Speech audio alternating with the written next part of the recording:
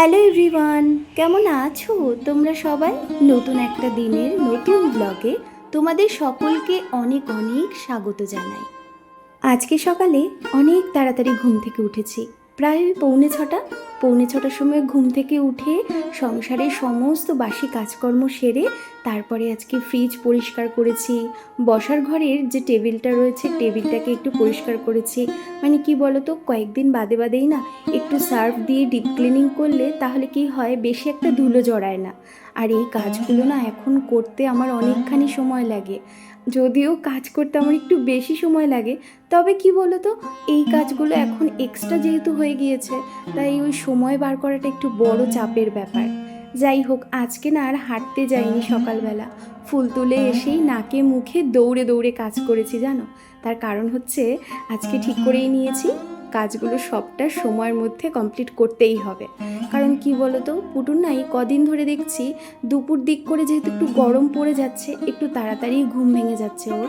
তো ওই টাইমটায় আমার একটু ফাঁকা থাকাটা সব থেকে বেশি জরুরি, তো ওই কারণেই এই চিন্তা ভাবনা করে নিয়েছি। এদিকে তো আমাদের সকালবেলার চা বিস্কিট খাওয়া কমপ্লিট, আর চাটা যেই বানানো হয়ে গিয়েছিল আমি আগে করেই না ওই চাল ভিজিয়ে রেখে দিয়েছিলাম। সকালবেলা একটু সিদ্ধ ভাত বসিয়ে দিয়েছি, সিদ্ধ ভাতটা হয়ে গিয়েছে, তবে এখনও খাওয়া হয়নি। আর আজকে দুপুরবেলা তেমন একটা রান্নাবান্নার ঝামেলা রাখছি না, যে পরিমাণ গরম পড়েছে জানো তো, এখন আর রান্না করাটা খুব কষ্ট হয়ে যাচ্ছে। আর কি বলো তো, আমার এই রান্নাঘরটায় না কোনো জানালা নেই। এই যে বেসিনটার সামনে দেখতে পাচ্ছ, এখানে একটা ওই ছোট্ট জানালা রয়েছে, তাও আবার জানো ওদিক দিয়ে নেট দিয়ে ঘেরা, কারণ এখানে প্রচুর মশা রয়েছে। আমাদের এই ঘরটার পেছনেই যেহেতু একটা পুকুর রয়েছে, আর পুকুরের চারপাশ দিয়ে এত পরিমাণে আগাছা রয়েছে, সেই আগাছায় প্রচুর মশা জন্মায়। আর তো বুঝতেই পারছো, মশার উৎপাত মানে বিশাল কষ্টের। আমাদের ঘরে যেহেতু এখন একটা বাচ্চা রয়েছে, ওকে কামড়ালে না আমার সব থেকে বেশি খারাপ লাগে, ওর অনেক মশা কামড় খেতে হয়। এখন কি করব বলো, যতটা পারি চোখে চোখে রাখি। আর এই মশাগুলো এত চালাক, আমাদের বাড়ির মশার থেকে এরা ভীষণ চালাক, মানে মারতে গেলেই দৌড়ে পালিয়ে যায় জানো। যাই হোক, ছোট মানুষের গায়ে বসলে তখন তো আর মারাও যায় না। আর এদিকে কি করলাম, চায়ের বাসনপত্রগুলো ধুয়ে নিলাম। আজকে কি করেছি জানো, এক্সট্রা যতগুলো কাপ রয়েছে আমার, তার মধ্যে যে কটা হাতের কাছে ছিল এই রান্নাঘরে, সেইগুলোকেও ভালো করে পরিষ্কার করে মেজে ধুয়ে নিয়েছি। একঘেয়েমি কোনো কিছুই ভালো লাগে না, তাই না বলো? সকালবেলা সন্ধেবেলা এক এক দিন এক একটা কাপে চা খাবো, বেশ ভালোই লাগবে। এই পরিকল্পনা করেই কিন্তু এত কাপ আমার জমে গিয়েছে জানো, বলতে পারো আমার একটু কাপের ফ্যান্টাসি রয়েছে। ও, আজকে একটু ওই চাল ডাল সবজি এইসব দিয়ে খিচুড়ি বসিয়ে দিয়েছি, আর রাত্রির করে কিছু একটা করে নেব। এই গরমে মনে হলো এর থেকে আর ভালো রান্না কম সময়ের মধ্যে আর কিছু আমার পক্ষে সম্ভব নয়।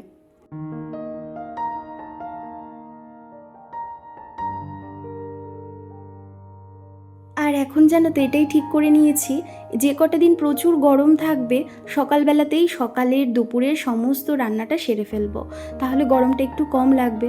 তবে জানো, যখন আবার রাত্রিবেলায় রান্নার চাপ থাকে তখন হয় আর এক কষ্ট, মানে রাত্রিবেলাও পুরো ঘেমে স্নান হয়ে যায়। যত ভাবি যে আগের মতো অভ্যাস রাখবো না, অতবার করে আমি স্নান করব না, কারণ মা বারণ করে যেহেতু পুটুন ব্রেস্ট ফিড করে, তো কিন্তু কিছু করার নেই জানো, এত পরিমাণে ঘেমে যায় এই রান্নাঘরটায় আসলে, বলতে পারো মনে হয় রান্নাঘরে আসলে আমি নিজেই অর্ধেক সেদ্ধ হয়ে যাই।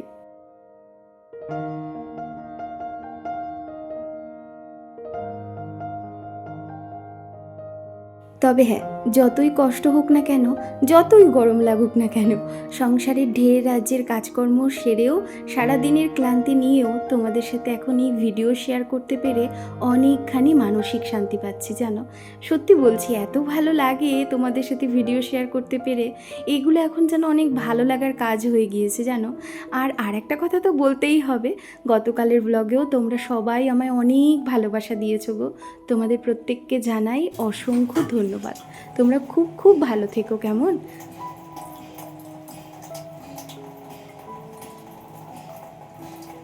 ছোট্ট এই পরিবারে গতকাল আরও একজন নতুন সদস্য হয়েছে, তোমাকেও জানাই অসংখ্য ধন্যবাদ।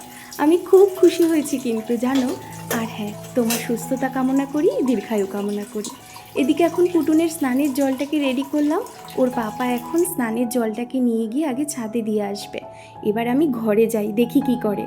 ও মা, তাড়াতাড়ি খাও, তাড়াতাড়ি খাও খাও করার পর তোমাকে ঘুম পাড়াবো, ঘুম পাড়িয়ে রেখে তারপর আবার আমি যাব, একটুখানি পুজো আছে। স্নান হয়ে গিয়েছে আজকে আমার, জানো, কিন্তু পুজো দেওয়া হয়নি, এখনো খাওয়া দাওয়াও হয়নি। সকালবেলা আজকে শুধু ছাতুর শরবত খেয়েছে, আর কিছু খেতে টাইম পাইনি। এখন ছানাকে খাওয়াবো, খাইয়ে তারপরে একটু ঘুম পাড়াবো। জানি না ঘুমোবে কিনা, আমি তো বলছি ঘুম পাড়াবো। ঘুমোবে তুমি? বলছে হুম। ওর হুম মানে যে কি, তাই না বলো? সব কিছুতেই হুম, যা বলবে তাতেই হুম। হ্যাঁ, আর পাখা দেখতে খুব ভালোবাসে। একটা জিনিস কিন্তু খুব ভালো, মানে প্রত্যেকটা কথায় রাজি হয়ে যায়, যা বলা হয় তাতেই বলে হুম। কিন্তু এখন দেখা যাক বড় হয়ে কি হয়, তাই না? ওমা তুমি শুনবা তো বড় হয়ে কথা, বাবা মায়ের কিন্তু কথা শুনবা, হ্যাঁ? ওই তো বললে হুম। তাহলে সবাই লক্ষ্মী বলবে, তাই না বলো? সবাই লক্ষ্মী বলবে। তোমরা কমেন্ট করে জানাবে তো যে ছানা লক্ষ্মী, কতটা লক্ষ্মী। হ্যাঁ হ্যাঁ, কমেন্ট করতে বলেছি কিন্তু, কমেন্ট করবা, বলে লাইক করবা, কমেন্ট করবা।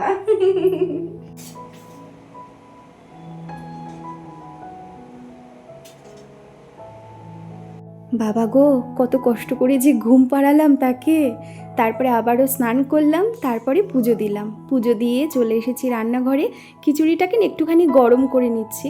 আর সকালে সিদ্ধ ভাতটা আজকে একসাথেই খেয়ে নিয়েছি, মানে ওকে যখন খাওয়াচ্ছিলাম তার কিছুক্ষণ পরেই ওর পাপা আবার সিদ্ধ ভাতটাকে মেখে ও নিজে একটু খেলো আর আমাকে খাইয়ে দিল। ব্যাস, এখন কি করব বলো তো, আগে একটুখানি স্যালাড কেটে নেব, ব্যাস স্যালাডটা কাটা হয়ে গেলে পরই বসে পড়বো খাওয়া দাওয়া করতে। ভীষণ খিদে পেয়ে গিয়েছে গো। আর বলো না, একরকমভাবে পরিকল্পনা করে রেখেছিলাম আর একরকমভাবে দিনটা শুরু হয়েছে। এমনি হলে না মাথাটাই নষ্ট হয়ে যায় দেখবে, কিন্তু কিছু করার থাকে না, আবার সমস্তটা খুব তাড়াতাড়ি সামলে ফেলতে হয় আমাদের, তাই না? সংসার জীবন মানেই এরকম, বিশাল কঠিন, বোঝাই মুশকিল। কী হয়েছে বলো তো, এদিকে একটা কাণ্ড হয়েছে। তোমাদেরকে গতকালের ব্লগে বললাম না, আজকে পুটুনের ওই প্রতি মান্থের যে ফটোশ্যুটটা থাকে সেইটা রয়েছে, কিন্তু পরে না রাত্রিবেলা গিয়ে ওর বাবা মায় বলছে ওটা আজকে না, ওটা কালকে। আমার না মাথা থেকেই বেরিয়ে গিয়েছিলো জানো, আমি আসলে একরকম করে হিসাব করে রেখে দিয়েছিলাম, মানে আগে থেকে না একটুখানি প্ল্যান করে নিই কোন কাজটার পর কোন কাজটা করব। যেহেতু আমার কাছে এখন সময় ভীষণ কম, তাই জন্য সময়ের মধ্যে কাজগুলো সব কমপ্লিট করতে হবে, আর সেইভাবেই ওইভাবে ভাবনা চিন্তা করে রাখলে তাহলে কি খুব ভালো হয়। কিন্তু যখন ওটা বলল, আমার পুরো মাথাটাই গুলিয়ে গেল। আমি একরকম ভেবে রেখে দিয়েছিলাম, কি আর করার, এগুলো এখন সবটাই সামলে নিতে হবে। আর আজকে না এমনিও কী হয়েছে বলো তো, এখানে প্রচুর পরিমাণে লোডশেডিং হচ্ছে, কারেন্টের সমস্যা হচ্ছে, যখন তখন কারেন্ট চলে যাচ্ছে, মানে মাথাটা পুরো একদম এলোমেলো হয়ে গেছে জানো।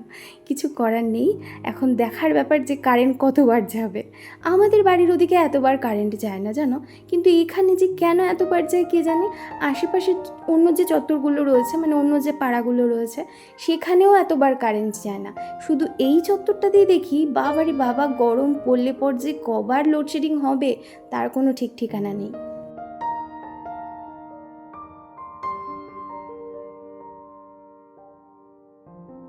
আমাদের মা লক্ষ্মীকে এই সোফার ওপর শুইয়ে দিয়েছি, প্রতিদিনই খাওয়ার সময় এই করি, আর আমরা বসে পড়েছি দুজন খেতে। তবে বেশিক্ষণ শুয়ে থাকবেন না তিনি, এখনই কোলে টুপ করে চলে আসবে। ব্যাস, খাওয়া দাওয়ার পরে তারপর বেশ কিছুক্ষণ ওর সাথে সময় কাটালাম, একটুখানি খেলু খেলু করলো। তারপরে এখন ওর ঘুম পেয়ে গিয়েছে, কিন্তু এখনও ওর পাপার কাছে ঘুমোবে, তাই ওর পাপা ঘরের মধ্যে হাঁটছে আর ওকে একটু ঘুম পাড়ানোর চেষ্টা করছে। আমি বসে পড়েছি ওর যত ঢের রাজ্যের কাপড় চোপড় রয়েছে সেইগুলো ভাঁজ করতে। তারপরে এই জামা কাপড়গুলো ভাঁজ করা হয়ে গেলে পর তারপরে নিরিবিলি বসে মাকে একটা ফোন করব বাড়িতে। আসলে এটা কিন্তু জানো এখন সংসারের কাজের মধ্যেই একটা পার্ট হয়ে গিয়েছে, তাই না বলো? আমাদের মেয়েদের কিন্তু এমনই হয়, সারা দিন সংসারের সমস্ত কাজে হয়ে যায়, বাড়িতে মাকে একটু ফোন না করলে ঠিক ভালো লাগে না। মায়ের সাথে সুখ দুঃখের কিছু কথা বলি, ব্যাস তারপরে মনে হয় মনটা হালকা হয়ে গিয়েছে। কেই বা আছে বলো এই জগতে মা ছাড়া? মা হলে বোঝা যায় মা ঠিক কতখানি আমায় আগলে রেখেছিল, ঠিক যেমনভাবে আমি আমার সন্তানকে আগলে রাখি। ঠাকুর ঘরে, মানে আমাদের অফিস ঘরটায়, ওইখানে চেয়ারের ওপর যে কত দিনের কাঁচা কাপড় চোপড় রাখা রয়েছে, ঢিপ দেওয়া হয়ে গিয়েছে জানো, কিন্তু যে এগুলো একটুখানি সুন্দর করে ভাঁজ করে রাখবো সেই সময়টুকুও আমি পাচ্ছি না। জানি না কবে ধরতে পারবো, রোজই ভাবি করব, কিন্তু সেই করাটা আর হয় না। যাই হোক, চলো আজকের মতো ভিডিওটা এখানেই শেষ করছি। তোমাদের সকলকে বিদায় জানাচ্ছি। সবাই খুব খুব ভালো থেকো, সুস্থ থেকো। তোমাদের সকলের সাথে দেখা হচ্ছে পরবর্তী ব্লগে।